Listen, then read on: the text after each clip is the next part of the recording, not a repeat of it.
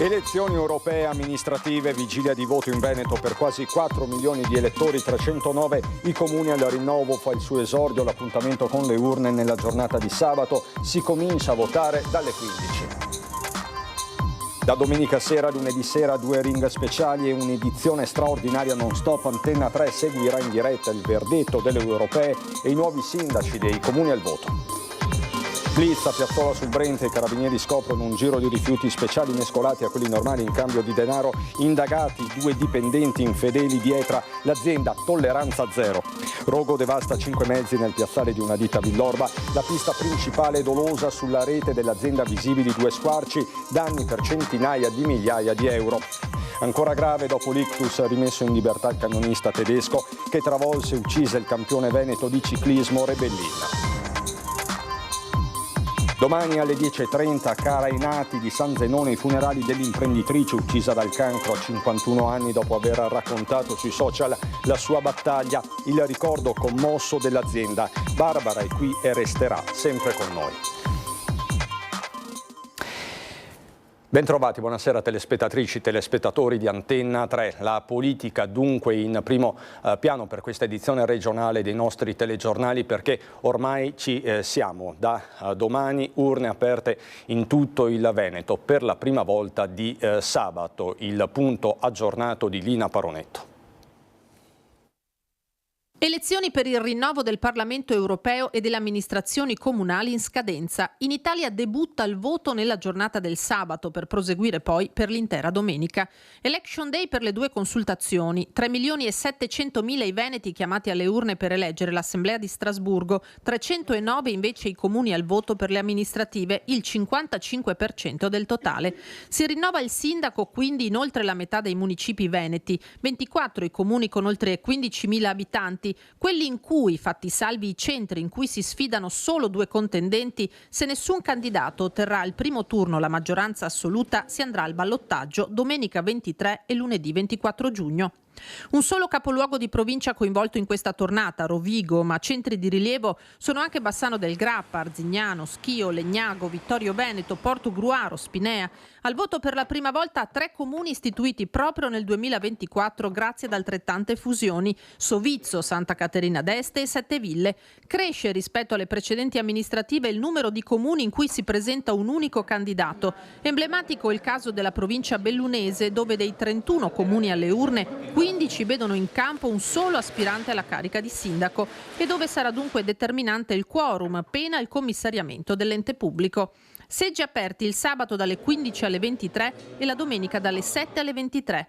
Veneto nella circoscrizione nord-est insieme a Friuli Venezia Giulia, Trentino Alto Adige ed Emilia Romagna. Scheda per le europee di colore marrone. Spoglio la notte tra domenica e lunedì, appena si chiuderanno le urne. Per le comunali scheda di colore azzurro, conta dei voti al via dalle 14 di lunedì e con essa il nuovo corso che le nuove amministrazioni comunali intraprenderanno. Verdetti e non solo, che vi racconteremo come sempre rigorosamente in diretta.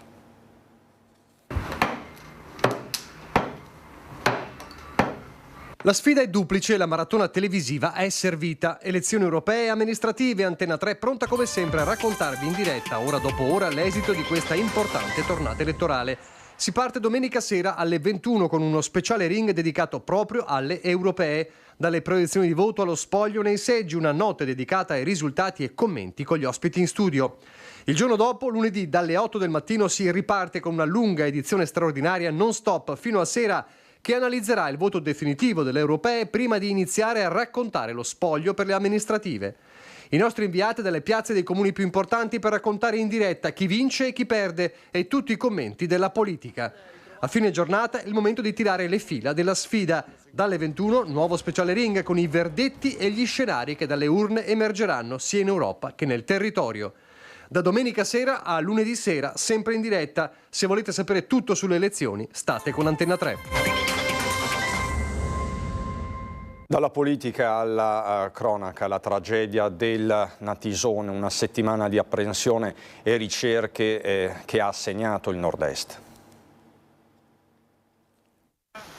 Una settimana è passata dalla tragedia che ha sconvolto Premariacco, il Friuli e che ha tenuto in apprensione anche tutta Italia e ovviamente la Romania, paese da cui provenivano i 3 ragazzi investiti dalla furia delle acque della semipiena del Natisone. Riviviamo una settimana vissuta in prima linea per darvi tutti gli aggiornamenti minuto dopo minuto. Sta di fatto che si sono trovati bloccati in questa ansa del fiume all'altezza del ponte romano, tra la diga e il ponte romano del Natisone, trovati in mezzo, hanno lanciato l'allarme, sono scattati i soccorsi, all'arrivo dell'elicottero però di loro non c'era nessuna traccia. Grazie all'individuazione con un'attrezzatura dei vigili del fuoco con un drone notturno abbiamo individuato la posizione del cellulare. Adesso con estrema fatica, ma siamo riusciti a farlo, con l'intervento dei sommozzatori e dei soccorritori fluviali abbiamo individuato il cellulare dentro una borsettina della ragazza e quindi di una delle ragazze che è quella che ha chiamato i soccorsi. Il primo l'abbiamo trovato noi vigili del fuoco con l'imbarcazione in dotazione percorrendo appunto il fiume Natisone. Il secondo è stato individuato dai volontari della protezione civile e poi è stato recuperato dai vigili del fuoco. A che distanza si trovavano rispetto al luogo dove sono state travolte dal fiume Natisone? Ma possiamo dire, allora, intanto erano distanti l'una dall'altra e dal punto in cui sono state travolte sarà quasi 1 chilometro, 700-800 metri. L'auto dei ragazzi con cui sono arrivati da Udine è ancora parcheggiata, come vedete, all'altezza dell'area di sosta. I tecnici del soccorso alpino, speleo alpino fluviale scenderanno lungo la sponda per iniziare di nuovo la battuta verso valle e nella speranza, come detto, di riuscire a ritrovare il ragazzo attualmente disperso. E la conferenza stampa del procuratore Massimo Lia, che ha subito chiarito come sia stata aperta un'indagine per omicidio colposo contro ignoti. Solo dolore, che non ho la forza di vedere che ha lottato per la sua vita e vedere morta in diretta, che tutti l'hanno filmato e nessuno l'ha salvata. Precuntate la viață în sine așa i-a dat și Fiului să aibă viață în sine și i-a dat putere să facă judecată. Non si può fare altro che pregare. Sì, ho portato per le due ragazze che sono in bianco nella nostra tradizione, sono state sposate è come un servizio che si fa veramente come le nozze. Con la lente di ingrandimento piazzata sull'intervento dell'elicottero, con i 2 velivoli, il drago da Venezia e quello del soccorso alpino da Campoformido, partiti in orari diversi e arrivati in rapida successione, prima il secondo e poi il primo, sul posto, quando ormai i ragazzi erano già scivolati e l'unica cosa rimasta da fare per loro era perlustrare il Natisone prima del rientro alla base. Citiamo un fantasma, l'elicottero non c'è, sulla scena della tragedia l'elicottero non appare mai, perché una volta che i ragazzi si sono andati non c'è più la scena. Una settimana che è passata e si cerca ancora Christian, ma la situazione che non fa registrare novità di sorta. Rifiuti in cambio di denaro, blitz all'alba a Piazzola sul Brenta. Il blitz è scattato all'alba, 6 gazzelle dei carabinieri fermano in centro a Piazzola un mezzo adibito alla raccolta dei rifiuti di Etra, la multiutility dell'Alta Padovana, e fanno scendere gli operatori. Il camion viene condotto in deposito, mentre i lavoratori sono accompagnati in caserma. Un'attività delegata dalla Procura e svolta dal Comando Provinciale dei Carabinieri e dai nuclei forestali di Padova e Grantorto. Già controlli di questo tipo sono stati fatti anche in passato e proprio su queste esperienze abbiamo adottato una policy aziendale improntata alla trasparenza, alla legalità, e quindi i nostri dipendenti hanno protocolli comportamentali ben precisi che devono rispettare, trattandosi di una materia delicata come quella dei rifiuti, dove di solito scatta il penale. Secondo le indagini, in varie occasioni, i 2 dipendenti avrebbero deviato dal percorso di raccolta dei rifiuti utilizzando uno degli autocarri di Etra, azienda del tutto estranea ai fatti, per prelevare vari tipi di rifiuti da 3 aziende dell'Alta Padovana, che poi, mescolati ad altri rifiuti, venivano inceneriti nel termovalorizzatore di Padova all'insaputa del personale della struttura. I 2 avrebbero ricevuto in cambio somme di denaro. Durante le perquisizioni sono state trovate notevoli quantità di rifiuti speciali, ma non pericolosi, e in un'area di una delle 2 aziende i carabinieri hanno sequestrato una sorta di discarica abusiva, all'interno della quale erano accatastati anche bancali di Eternit. Saremo inflessibili se qualcosa è stato commesso di fuori posto o qualche reato è stato commesso, saremo al fianco delle forze dell'ordine come sempre in assoluta trasparenza e della magistratura a disposizione per fare chiarezza su questi fatti. Ecco, la cosa che voglio dire comunque ai miei cittadini è che non stiamo dormendo, stiamo vigilando attivamente su questi fenomeni. Le ipotesi di reato a vario titolo sono corruzione per un atto contrario ai doveri d'ufficio, peculato, attività di gestione di rifiuti non autorizzata e combustione illecita di rifiuti. A Villorba, nella Marca trevigiana, per un rogo in azienda, probabilmente doloso.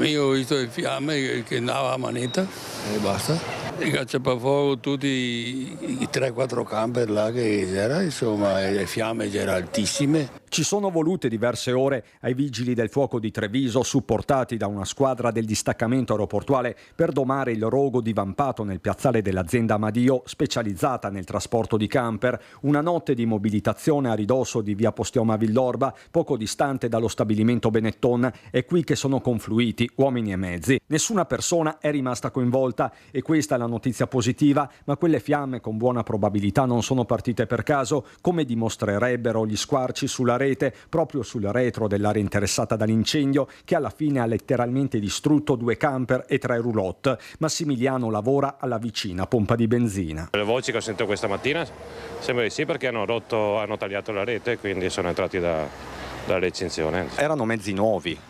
Mezzi nuovi da consegnare alle concessionarie. Vigili del fuoco e carabinieri stanno quindi operando in simbiosi per ricostruire il quadro, mentre il comune, attraverso il sindaco Francesco Soligo, ha subito rassicurato la popolazione sulla qualità dell'aria. Un mese fa, il 5 maggio, sempre a Villorba, un incendio era divampato in una ditta di elettrodomestici. Anche in quel caso non si era escluso il dolo e inevitabilmente una certa inquietudine serpeggia. Prima volta che capita, vero? Prima volta che capita. Quindi un po' impensierisci. Sì. È una cosa che la senti per televisione, ma no, sì, no, qui vicino ti scuote un pochino. Sì.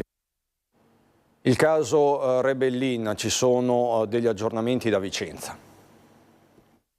Colpito da ictus ischemico, Wolfgang Rieke è stato rimesso in libertà. Il camionista tedesco di 63 anni, il 30 novembre del 2022 a Montebello Vicentino, travolse e uccise il campione veneto di ciclismo Davide Rebellin. Si era sentito male la sera del 23 maggio, immediatamente il ricovero in ospedale al Cafoncello di Treviso. Il tribunale ha dunque revocato la misura degli arresti domiciliari a Wolfgang Rieke per la serietà delle sue condizioni fisiche e per l'attuale evoluzione della malattia che richiede un'assistenza continuativa. Di conseguenza, secondo il giudice, le esigenze di cura dell'imputato appaiono incompatibili con il permanere delle limitazioni collegate all'esecuzione della misura cautelare in atto. La misura cautelare è stata revocata principalmente, anzi essenzialmente per le condizioni di salute attuali del signor Rieke, che si trova ancora ricoverato all'ospedale di Treviso al momento, quindi le sue condizioni sono estremamente gravi e tale appunto da ritenere che non siano compatibili con gli arresti domiciliari. Il 27 maggio scorso, dopo aver preso atto del malore di Wolfgang Rieke, l'udienza dibattimentale è stata rinviata per legittimo impedimento al prossimo 24 giugno. Il camionista dunque potrà tornare a casa dai suoi parenti in Germania.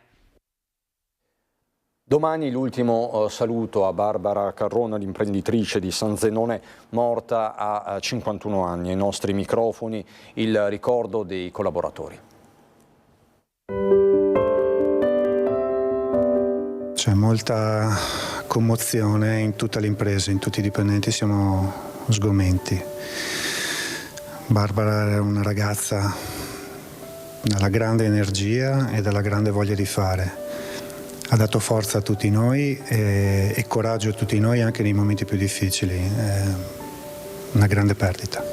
Una rosa bianca ricorda all'ingresso dell'azienda che gestiva con le sorelle, il fratello e tutto un grande gruppo Barbara Carron, l'imprenditrice di San Zenone degli Ezzelini che si è spenta all'età di 51 anni. Un grande vuoto, un grande dolore per chi con lei condivideva le giornate di lavoro.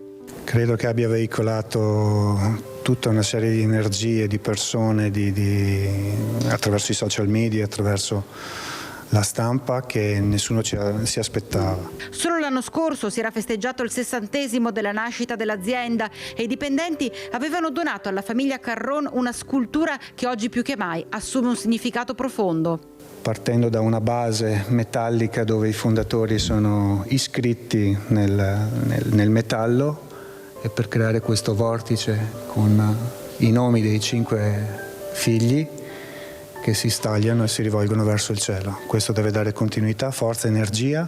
Barbara è qua comunque. E Barbara è qua e resterà sempre con noi. L'ultimo saluto a Barbara Carron sabato mattina alle 10:30 nella chiesa parrocchiale di Carainati.